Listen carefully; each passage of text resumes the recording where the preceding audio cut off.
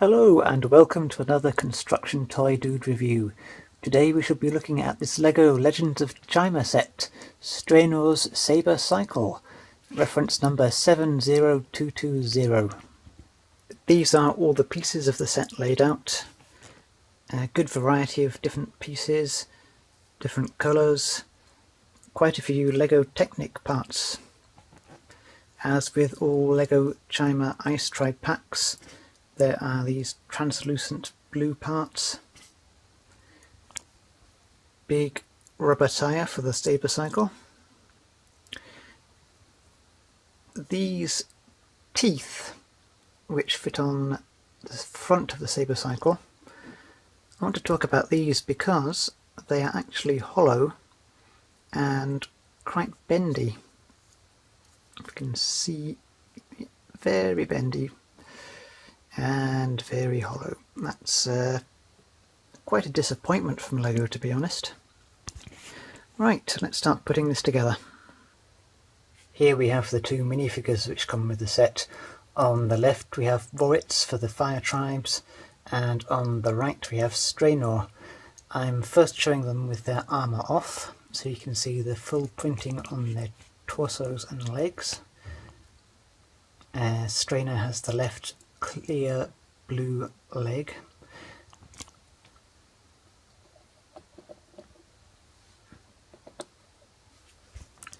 This is the rear, and you can also see the second print on the heads as well. The Chima figures are brilliant in my opinion, and the amount of detail which is fitted into the printing on them is fantastic. Here are the figures with their headpieces and in full armour. Strainor gets the translucent blue ice armour, and he has a hand weapon. Would have been nicer if it had a bigger blade, I think. This looks rather diminutive in his paw. Woritz is the standout minifigure. He gets this double-edged, well, double-sided I guess, fire thingy, whatever it is, but it looks pretty impressive. And he also gets wings, fiery wings. Yeah, he looks pretty cool. So if they were matched in a fight, I would definitely put the money on Woritz. And we've built the first item in the instructions. It is a wall. In other Legends of Chima sets, both sides get a vehicle or a little item. Woritz gets a wall. Yeah, not very imaginative, I have to say. Maybe a little gun turret or something else that he could have used in his combat. Yeah, it's not a bad wall. We get these textured bricks which look like masonry. The white represents snow, I think. However, come on guys, a wall, you can do better than that. So far I've built this lower part of the sabre cycle. The big wheel goes on the rear. It has these bladed wheels on the side, and the tusks go on the front and act as sleds, I guess, for pushing through the snow. There's also a smaller set of wheels on the front here, which add to the mobility. And my phone's just gone off to interrupt us. Anyway, I shall leave this here for today, and tomorrow I shall pick up where I left off and complete the review. And this is the completed sabre cycle. It has the head of a sabre-tooth on the front. The jaw can be opened and closed, which is a nice touch. There is a flick-firing missile on the left-hand side, just the one, it's not mirrored on the right. On the back is a wee platform for a chi crystal, which powers the sabre cycle. There are these icy blasts coming out of these holders on the back, and a blade on either side there.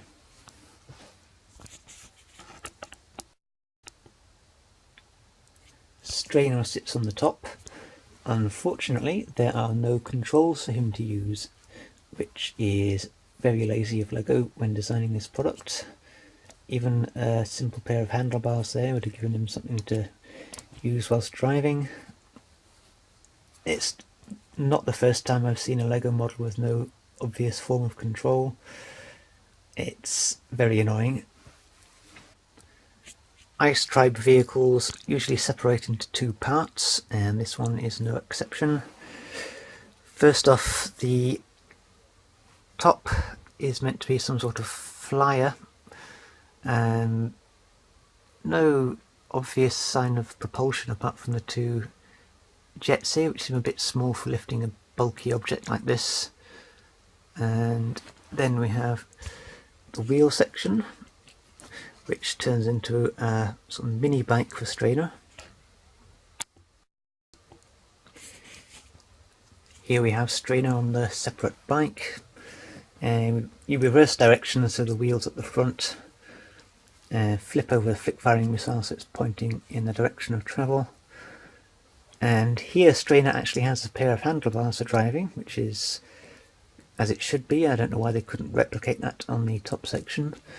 But when Strainor's sitting down, he's actually sitting on the small wheels at the back there, which will make it very uncomfortable for him as he's going along. And we finally get to the section of the review where I give this model a final score out of 25 based on 5 different categories. First off, quality, I'm going to give this a 4. Lego usually scores a 5 out of 5, but these silly rubbery teeth really annoy me, so I'm knocking a point off. On to design next, I'm going to give this a 4 out of 5. Whilst the sabre cycle does look excellent, there are certain aspects like the lack of controls on the top section and the half-finished look of the separated vehicles, which mean it only gets a 4 out of 5. On to buildability, it gets a 5 because the sabre cycle is great fun to put together with all the technical parts. Value for money, I'm going to give this a 5 out of 5 because I paid, I think it's $12.99 for this, which seems a fair price given all the variety of pieces involved. And then play value, it also gets a 5 out of 5 because you get the 2 minifigures from opposing sizes. Warriors can swoop down on his fiery wings and attack the saber cycle. And that gives us a final score of 23 out of 25. The highlight of this set is really the minifigures for me, and the Chima minifigures are very collectible and the designs on them are usually brilliant. So thank you very much for watching this Construction Toy Dude review. Next review I shall be back in my normal cupboard, all being well. And if you've liked this review, please give me a thumbs up or a little comment and I will reply to you. So take care of yourselves until next time, and I will see you when I can.